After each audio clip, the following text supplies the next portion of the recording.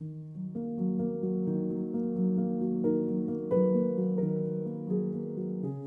decades ago, leaders from around the world had a moment of reckoning. The images and news reports of genocide in Rwanda and the former Yugoslavia were still fresh memories. And many countries recognized that they hadn't done enough to respond to or prevent the violence. So diplomats at the United Nations had a bold idea that countries have a collective responsibility to protect their people from war crimes, crimes against humanity, and genocide. The responsibility includes using diplomatic, humanitarian, and other peaceful means to help each country protect its citizens. But nations also agreed. They were prepared to take collective action when peaceful means prove inadequate and national authorities fail to act. Today, the responsibility to protect, or R2P as it's often called, is being tested as mass atrocities occur around the world, from Ukraine to Myanmar to the Democratic Republic of the Congo. But whose responsibility it is to protect, to act, is uncertain. Even at the UN, no clear consensus has emerged. In June, the UN's top official on R2P, George Okoth-Obo, said he was resigning from his role as special advisor after just 17 months. Okoth-Obo isn't alone. The previous two R2P special advisors left after less than 3 years. The special advisor's short tenure leaves people facing atrocity crimes without an ally and advocate at the UN. This is the Just Security Podcast. I'm your host, Paras Shah.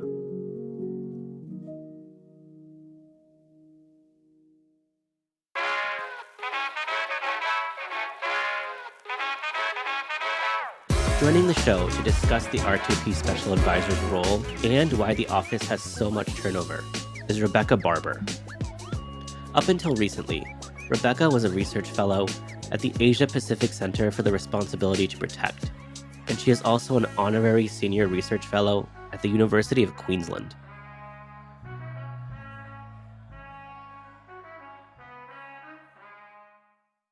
Hi, Rebecca. Thanks so much for joining the show.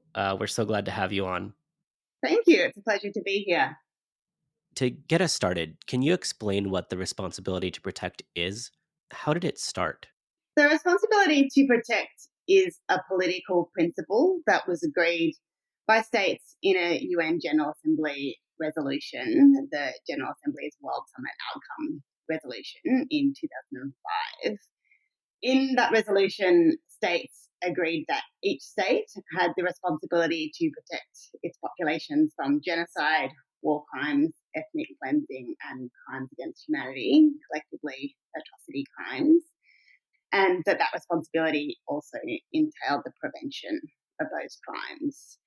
States also agreed in that resolution that the international community should help states to exercise their responsibility to protect, and also that the international community has a responsibility to use diplomatic, humanitarian, and other peaceful means to help protect populations from atrocity crimes.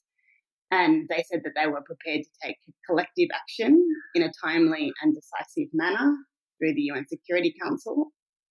After 2005, the next big update to R2P came in 2009. In 2009, the UN Secretary General issued a report titled Implementing the Responsibility to Protect. And in that report, he proposed that the R2P be understood as comprising three pillars. Pillar 1, the responsibility of states to protect their own populations from atrocity crimes. Pillar 2, international assistance and capacity building. And Pillar 3, timely and decisive response. Those three pillars are now very much part of our understanding of the R2P. The third pillar, timely and decisive response by the international community when states fail, has very much come to dominate the discourse about the responsibility to protect, to the extent that the responsibility to protect is often understood as being primarily about international intervention. But international intervention is not the core of the responsibility to protect. The most important part of the R2P is the responsibility of states to protect their own populations from atrocity crimes, ideally by building societies in which atrocities are unlikely ever to occur. And then following that, the responsibility of all states to assist and encourage or persuade other states to honour their responsibility to protect.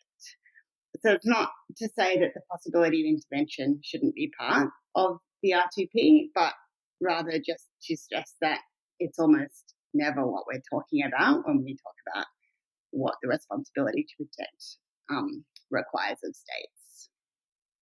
Why is R2P so important to talk about now at this moment in 2023?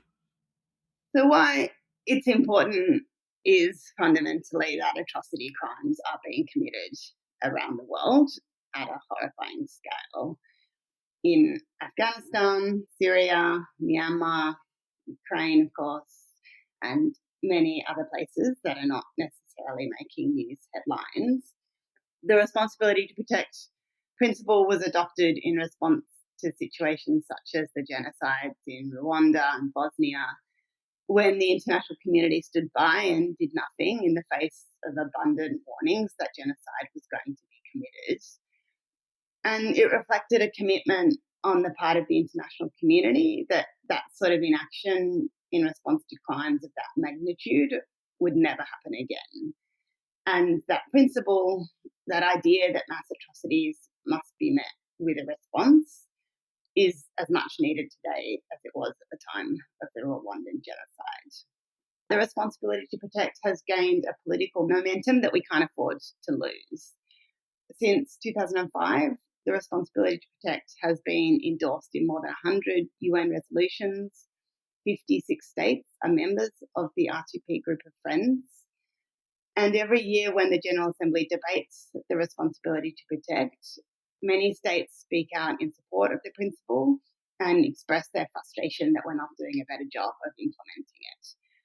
So there is a lot of political momentum around the responsibility to protect, but what is needed is a very senior UN official to seize that momentum and drive it forward, and also to bring others on board. And that's the role of the R2P Special Advisor. What is that role? So when the position of the R2P Special Advisor was first established by the UN Secretary General in 2007, it was to advance the conceptual, political, and institutional development and further refinement of the R2P principle. So, in other words, it was established initially as a normative, not an operational role. That was a reflection of the fact that at the time there was a perception that some states were unsure what they thought about the responsibility to protect.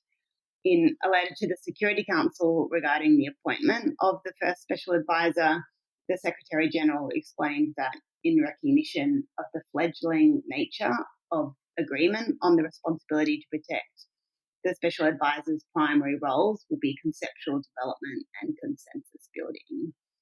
There was an expectation that the role would evolve over time and that future special advisors could be expected to gradually assume a more operational role.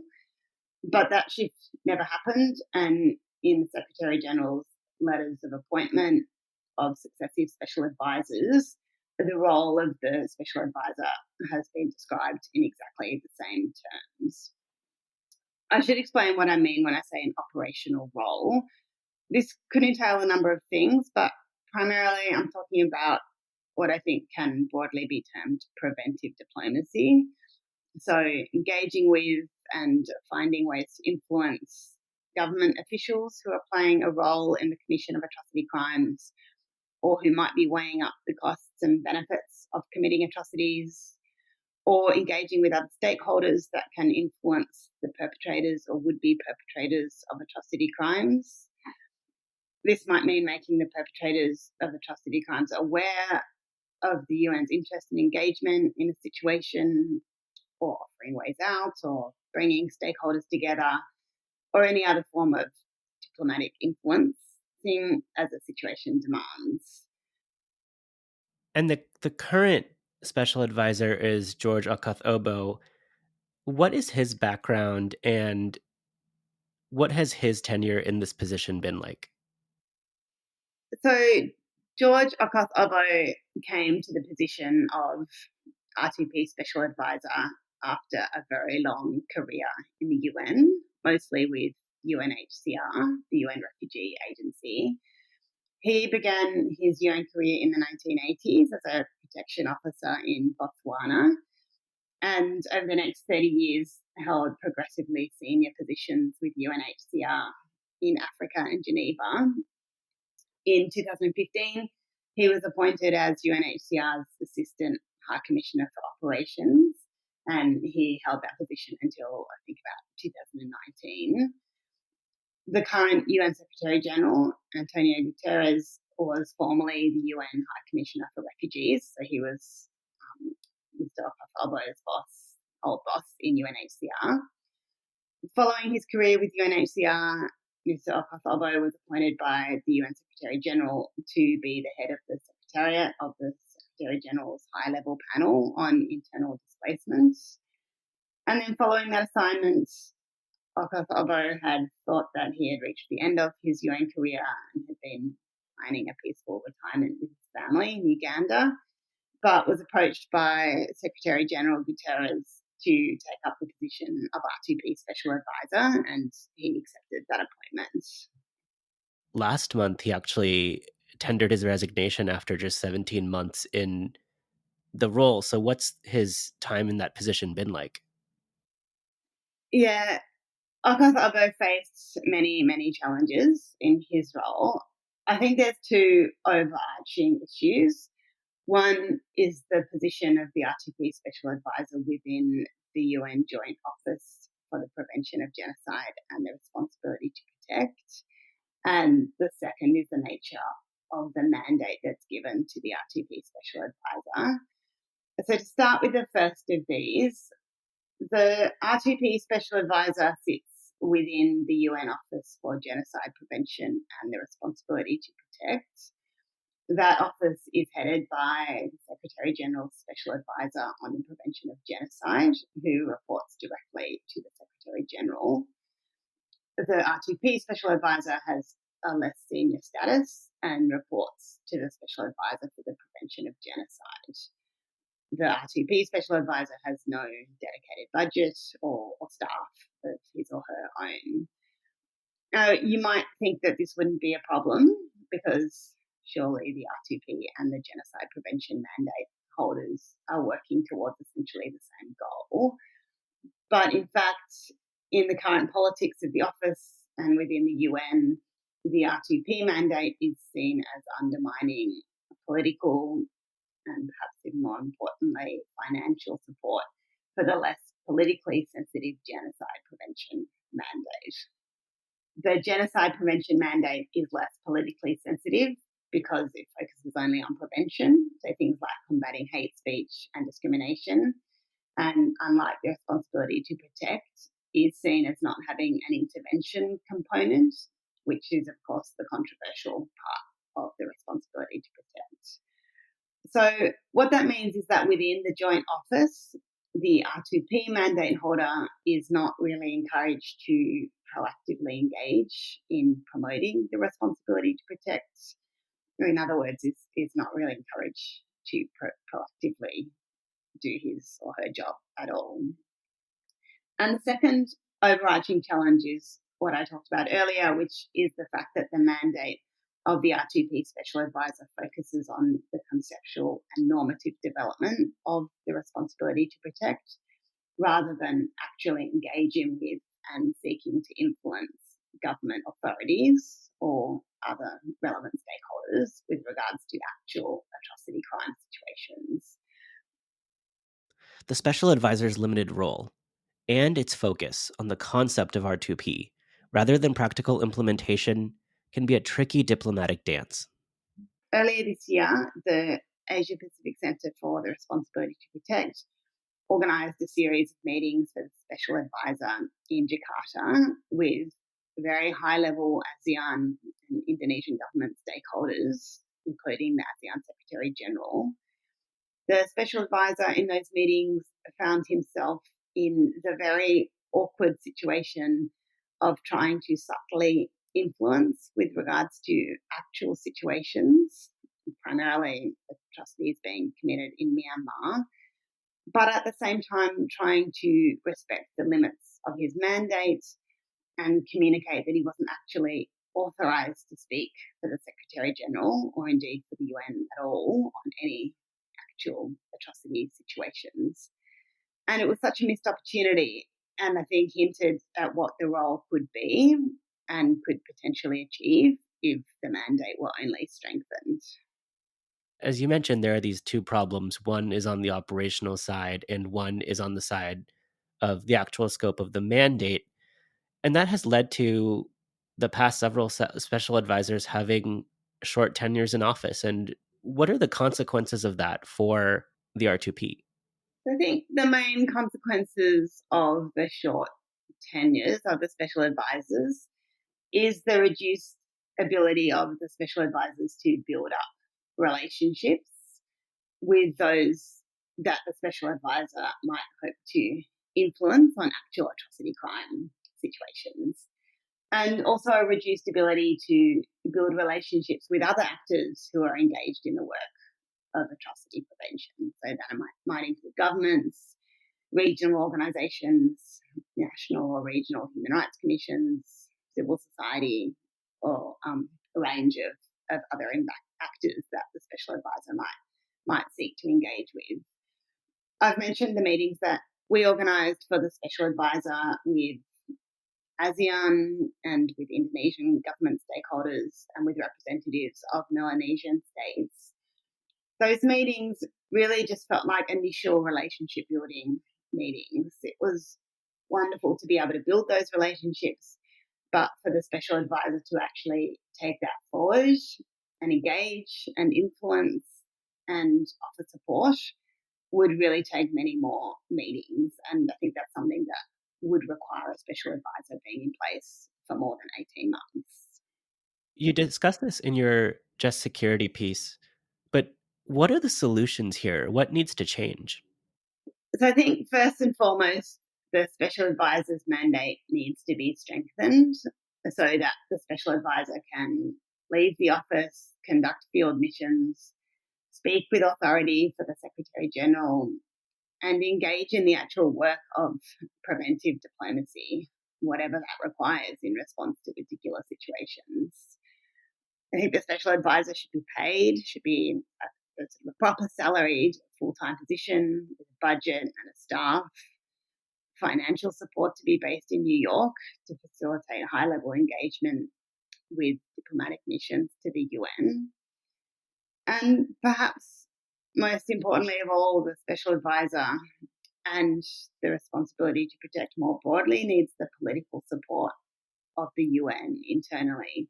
That means the support of the Secretary General and support within the Joint Office for Genocide Prevention and the responsibility to protect.